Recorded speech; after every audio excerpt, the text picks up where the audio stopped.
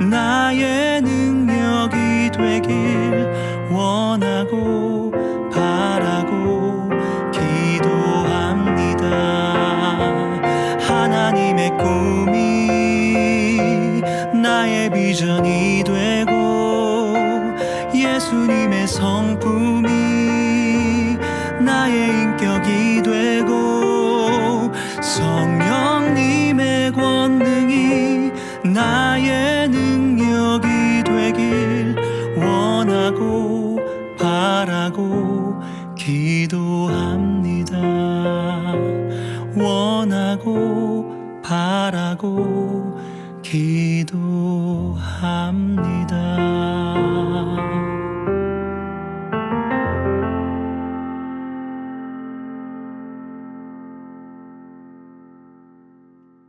이 시간 기도함으로 새벽 예배를 시작하겠습니다.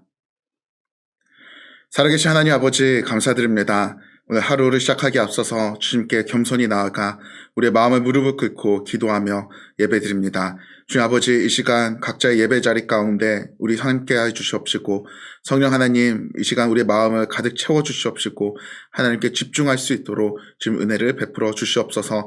오늘 우리에게 주신 말씀을 아버지 하나님 붙잡을 수 있게 해주시고 믿음으로 기도하고 부르짖게 하여 주시옵시며 살아계신 그 하나님을 우리 삶 가운데서 경험하고 만날 수 있도록 은혜를 더하여 주옵소서. 감사를 드리며 예수님의 이름으로 기도드렸습니다. 아멘. 오늘 우리에게 주신 하나님의 말씀은 사도행전 13장 36절에서 41절 말씀입니다. 다윗은 당시 하나님의 뜻을 따라 섬기다가 잠들어 그 조상들과 함께 묻혀 썩음을 당하였으되 하나님께서 살리신 이는 썩음을 당하지 아니하였나니 그러므로 형제들아 너희가 알 것은 이 사람을 힘입어 죄사함을 너희에게 전하는 것이며 또 모세의 율법으로 너희가 의롭다 하심을 얻지 못하던 모든 일에도 이 사람을 힘입어 믿는 자마다 의롭다 하심을 얻는 이것이니라.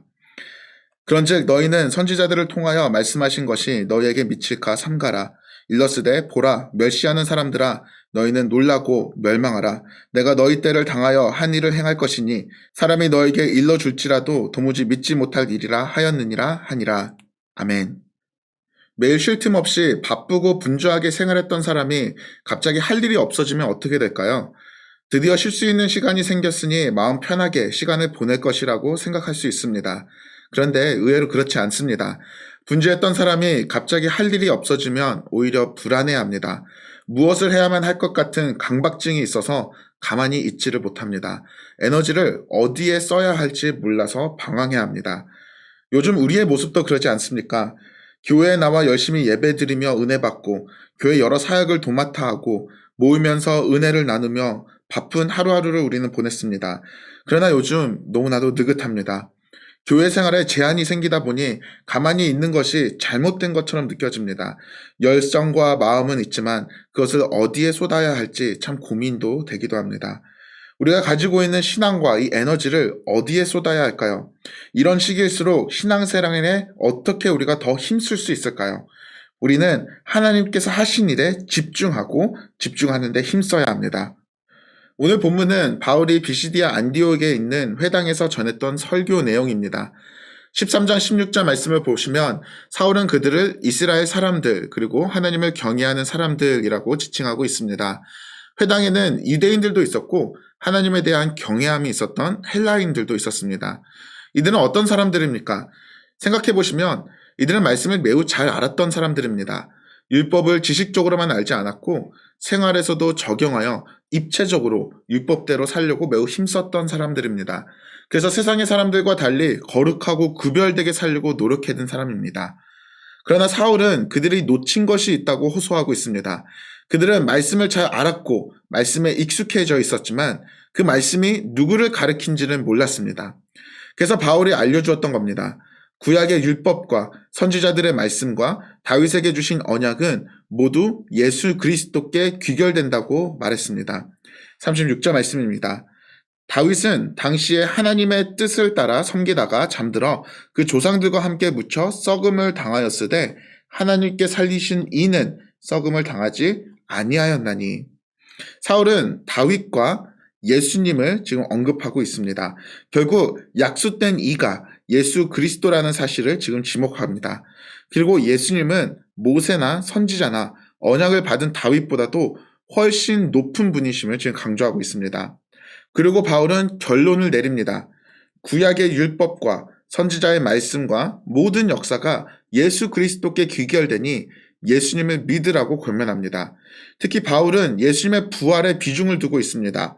예수님은 다른 사람들과 달리 죽었다가 다시 살아나셨습니다. 그것이 37절 말씀의 내용입니다. 하나님께서 살리신 이는 썩음을 당하지 아니하셨다. 하나님께서는 죽으신 예수님을 다시 살리셨습니다. 바울은 왜 예수님의 이 부활에 집중하고 있을까요? 그 이유는 하나님께서 예수님을 다시 부활시키심으로 예수님을 거룩한 희생양으로 인정하셨던 겁니다. 예수님은 죄가 없으시고 인류의 죄를 대속하기 위한 완전한 제사를 이루셨다는 것을 하나님께서 인정한 겁니다. 사울은 이 사실을 알리고 싶었습니다. 그래서 38절 말씀에는 형제들아 너희가 알 것은 이 사람을 힘입어 죄사함을 너에게 전하는 이것이다 라고 말합니다. 예수님을 믿음으로써 죄사함을 받을 수 있다고 지금 전하고 있습니다. 이 말씀을 들은 회당의 유대인들은 죄 용서를 위해서는 제사를 지내야 한다고 사실 알고 있었습니다. 그러나 바울은 과거의 율법과 말씀은 예수 그리스도가 완전히 성취하셨다고 전했습니다. 히브리서 10장 14절 말씀도 그 말을 하고 있습니다. 그가 거룩하게 된 자들을 한 번의 제사로 영원히 온전하게 하셨느니라. 예수 그리스도를 믿으면 우리는 완전히 용서를 받게 된다는 사실, 거기에 지금 집중하고 있습니다. 그래서 율법이 주지 못한 의롭다함을 이제는 예수 그리스도를 믿음으로써 우리는 받을 수 있게 됩니다. 39절 말씀입니다.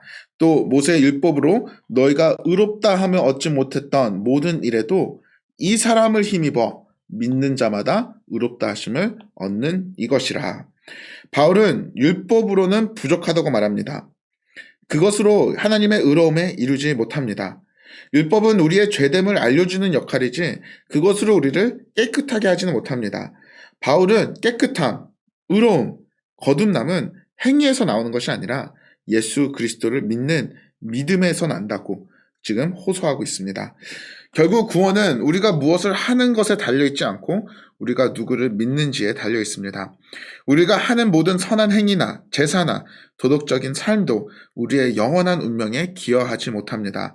오직 예수 그리스도와 그가 행하신 일을 믿을 때 구원을 받습니다. 제사를 지내야 용서를 받고 율법을 지켜 정결함을 유지해야 한다는 이 유대인들에게는 이 말씀이 얼마나 충격적인 말이었을까요? 그들의 신앙은 열심히 무엇인가를 하고 이루어내는 것에 집중했습니다. 하지만 구원은 예수님이 하신 일에, 예수님이 무엇을 했는가에 더 치중하고 있습니다. 현대에 살고 있는 우리에게도 이 복음이 사실 얼마나 큰 충격을 주고 있습니까? 열심히 봉사하고 열심히 모이고 열심히 섬겨야 그래도 올바른 신앙이라고 생각하는 우리에게 오늘 말씀은 믿음을 가지라고 촉구하고 있습니다. 물론 오늘 우리는 이 말씀을 오해해서는 안 됩니다. 봉사와 섬김과 모임이 중요하지 않다고 하는 것이 아닙니다. 우리는 가능하면 그 모든 일에 힘써야 합니다. 믿음이 있는 자는 결국 봉사와 섬김, 모임과 선교의 방향으로 가게 되기 때문입니다. 우리가 믿음으로 의로움을 이룬다는 말은 아무것도 하지 말라는 말이 아닙니다.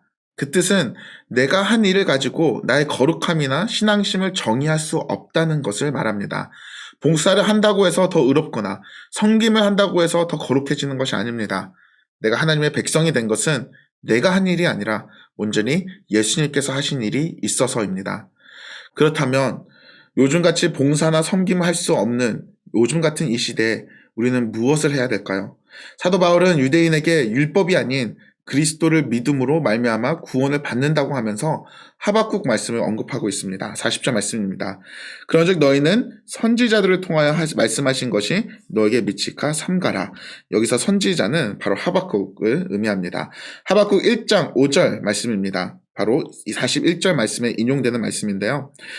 보라, 멸시하는 사람들아 너희는 놀라고 멸망하라. 내가 너희 때를 당하여 한 일을 행할 것이니 사람이 너희에게 일러줄지라도 도무지 믿지 못할 일이라 하였느니라 하니라.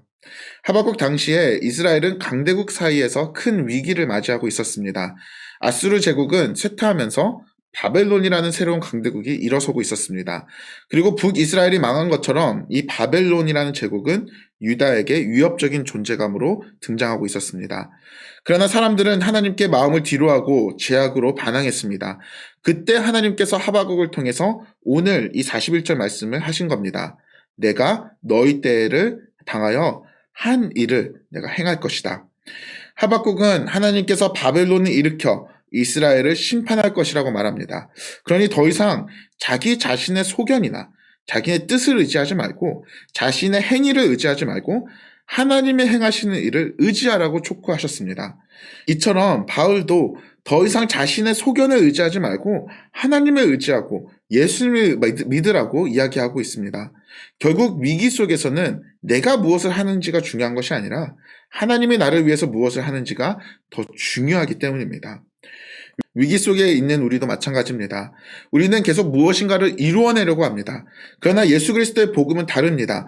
복음은 내가 무엇을 했는가에 초점이 맞춰지지 않고 예수 그리스도가 무엇을 했느냐에 초점이 맞춰져 있습니다. 나의 열심과 연륜과 지혜는 자격이 되지 않습니다. 반대로 나의 미성숙함과 자격 없음과 죄악됨도 아무런 의미가 없습니다. 예수님이 하신 일만이 중요합니다. 자유롭게 모이고 섬기고 나눌 수 없도록 우리는 예수님이 나를 위해서 무엇을 하셨는지에 더욱 집중해야 합니다. 이것이 신앙생활이며 믿음입니다. 내가 무엇을 해내는 것을 집중하기보다도 나를 사랑하시는 예수님께서 나를 위해서 무엇을 하셨는지에 집중하시길 바랍니다. 십자가를 깊이 묵상하고 그 십자가 앞으로 매일 나아가시길 바랍니다. 예수님을 보며 십자가를 보면서 내가 얼마나 큰 은혜와 큰 사랑을 받았는지 생각하고 묵상하시길 바랍니다. 이것이 우리가 해야 될 일이고 이것이 우리의 신앙이자 우리의 믿음입니다. 사탄은 우리가 예수님께 초점을 맞추기보다도 계속 우리 자신에게 초점을 맞추도록 합니다. 그럼으로써 그 복음을 받아들이고 누리지 못하게 하는 것이죠. 그 신령한 복음을 우리에게서 감춰버리고 비밀스러운 것으로 만들어버립니다. 내가 무엇을 하고 있는지, 내가 무엇을 하지 않는지에 초점을 두지 말고 예수님이 하신 일에 집중하시길 바랍니다. 그것이야말로 복음을 누리고 복음을 경험하는 일입니다. 사랑하는 성도 여러분, 우리 예수님을 바라보시길 바랍니다. 내가 무엇을 했느냐가 아닌 예수님이 무엇을 했는가에 초점을 가지시길 바랍니다. 내가 누구냐에 보다도 예수님이 누구신지에 초점을 맞추시길 바랍니다. 그럴 때 나에게 없는 소망과 나에게 없는 힘, 나에게 없는 생명을 예수님 안에서 찾을 수 있게 됩니다. 예수님 안에서 놀라운 복음의 능력을 경험하시는 여러분 되시길 간절히 축복합니다. 함께 기도하시겠습니다. 살아계신 하나님 아버지, 요즘 들어 하나님을 자유롭게 예배드리지 못하고 섬기지 못하고 봉사하지 못하고 또 모이지 못해서 마음이 많이 답답합니다. 우리의 믿음을 자유롭게 표현하지 못하는 것 같아서 내 믿음이 쇠퇴하고 있지 않나 걱정도 됩니다. 주님을 위해 더 많은 것을 하고 싶습니다. 그러나 주님, 애초부터 우리가 구원받게 된 일은 내가 한 일이 아니라 예수 그리스도가 십자가에서 이루신 구원의 역사 때문이었음을 시간 고백합니다. 내가 주님을 위해서 무엇을 하기에 앞서서 예수님이 나를 위해서 십자가에서 죽으신, 그리고 나를 위해서 주신 그 은혜가 더욱 중요함을 압니다. 나의 행위나 나의 헌신에 너무 치우친 바람에 정작 예수 그리스도의 은혜와 십자가에 집중하지 못했음을 이 시간 고백합니다. 예수님의 은혜와 자비를 놓치고 지금까지 왔음을 이 시간 고백합니다. 주님, 우리를 용서하여 주옵소서. 다시 한번 주님의 십자가 앞에 설 수 있도록 도와주시옵소서. 예수님께서 나를 위해 무엇을 하셨는지 집중하게 하시고 그 십자가를 더욱 묵상하며 주님께 더욱 가까이 가는 자들이 되게 우리를 도와주시옵소서.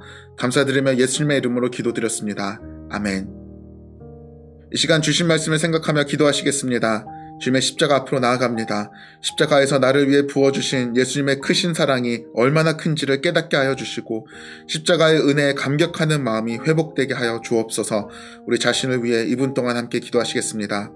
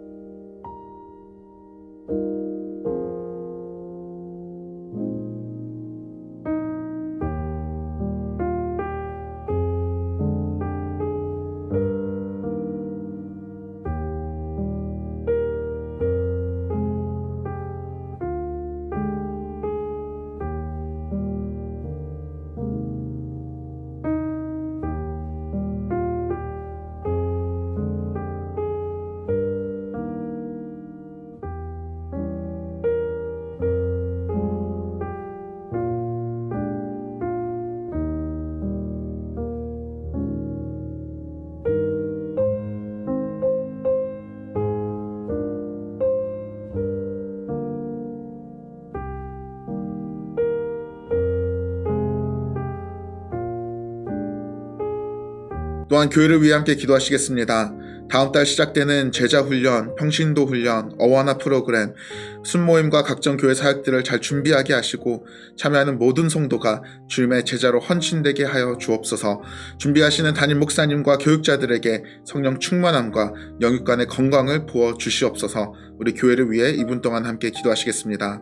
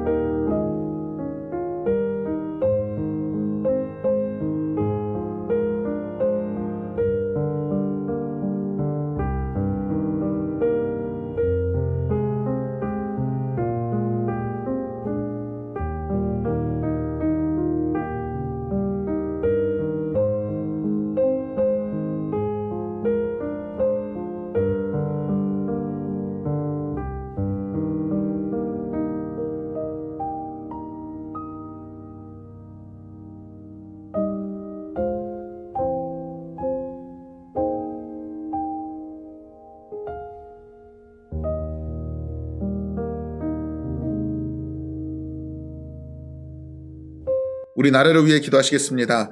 우리 나라가 복음으로 세워지며 영적으로 부흥하는 국가가 되게 하여 주옵소서. 우리 나라 가운데 있는 물질의 우상과 쾌락의 우상, 거짓의 우상을 무너지게 하시고 회개하며 주님께 돌아가는 영적인 회복을 부어 주옵소서. 우리 나라를 위해 2분 동안 함께 기도하시겠습니다.